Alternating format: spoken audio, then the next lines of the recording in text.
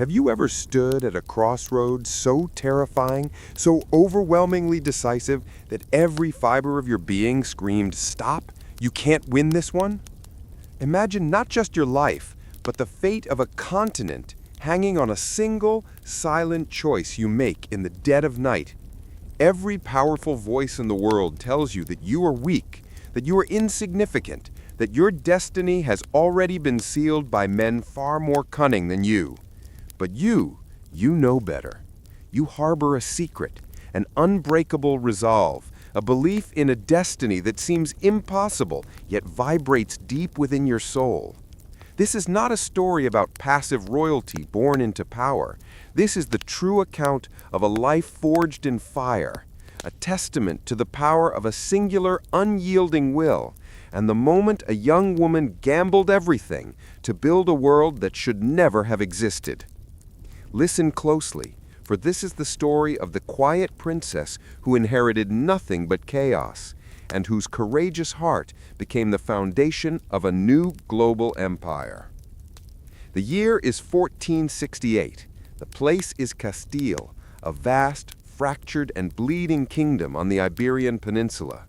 Far from the glamorous courts of later centuries, this realm was a vortex of treachery.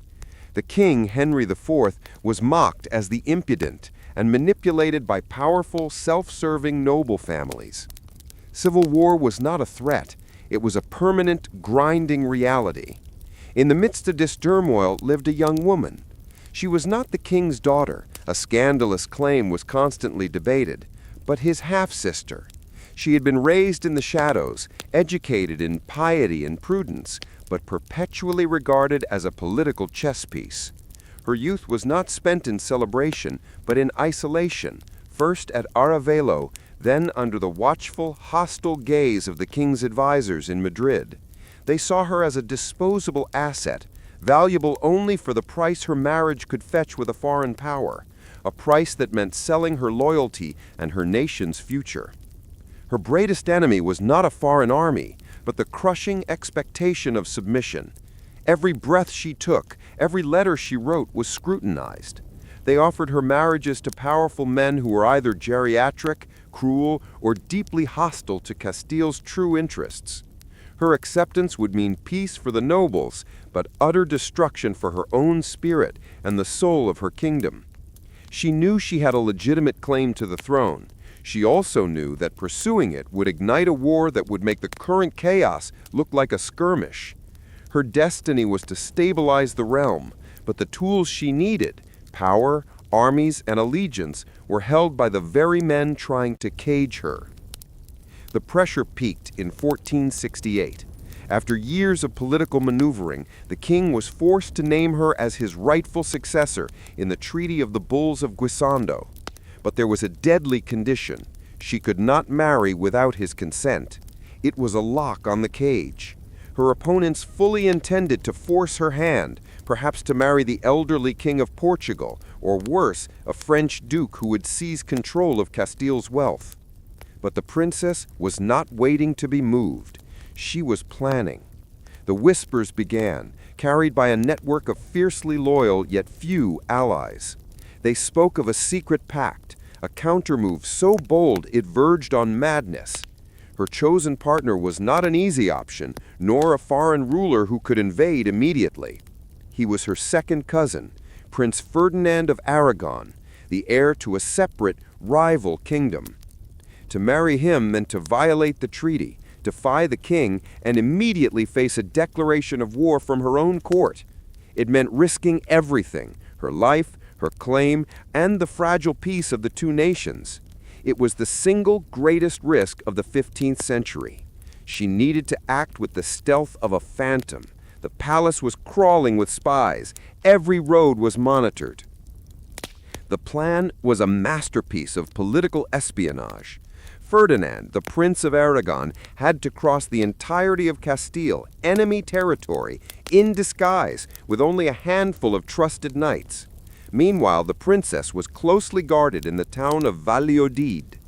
The suspense was unbearable.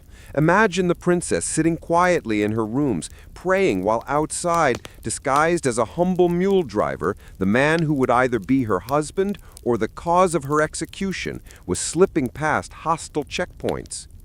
Ferdinand finally arrived, exhausted and covered in mud, but undetected. The princess, without hesitation, without a formal gown or a royal procession, met him. Their vows were exchanged in secret, a quiet, almost desperate ceremony, hidden from the prying eyes of the nobility. The political world erupted. When the news of the secret marriage broke, the king was furious. The nobles were aghast. They immediately declared the marriage void. The king renounced his sister's succession, declaring his alleged daughter, Juana, as the rightful heir, a move that instantly plunged Castile into the full fury of civil war, the War of the Castilian Succession. The pressure mounted. Armies were raised against them. Treachery bloomed in every city. This young woman, now a queen by the simple virtue of her courage and her marriage, stood alone against overwhelming odds. She did not have the treasury, the armies, or the unwavering loyalty of the old court. But she had something far more powerful: unbreakable resolve and a transcendent vision. The war that followed was grueling, lasting 5 long years.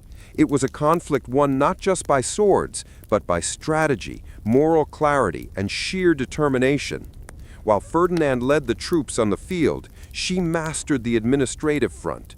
She traversed the kingdom constantly, establishing order, gathering funds, rallying support, and proving through her tireless work ethic and impeccable judgment that she was the only one fit to rule. When cities hesitated, she rode in and won them over. When the military budget ran dry, she found innovative ways to fund the war, often relying on the sheer belief of her subjects in her cause.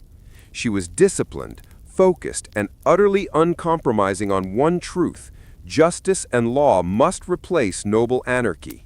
She was building a state, brick by agonizing brick, out of the ashes of a failing feudal system.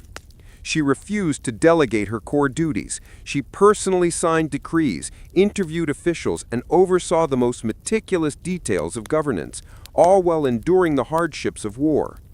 Every time the enemy gained ground, every time a trusted ally betrayed her, she simply worked harder, driven by the profound realization that the destiny of millions rested on her shoulders. In 1479, the dust settled. The fighting stopped. Through sheer will, political genius, and the courage to take the most audacious gamble in her nation's history, she won. The impossible was achieved. That young woman, the forgotten princess, the political pawn, had not only saved her nation from collapse, but had set the stage for a united Spain. She was the one who funded the voyage that would forever redefine the globe. She was the one who restored law and order to a violent land. She was the one who, by her example, showed the world that a true leader is defined not by birthright, but by unshakable character. The secret name that history remembers? The undomitable spirit who took that impossible chance? The woman who defied the darkness of her time to become the guiding light for an entirely new era is known to history as Isabella I of Castile, 1451 to 1504, Queen of Castile, the determined architect of a new era.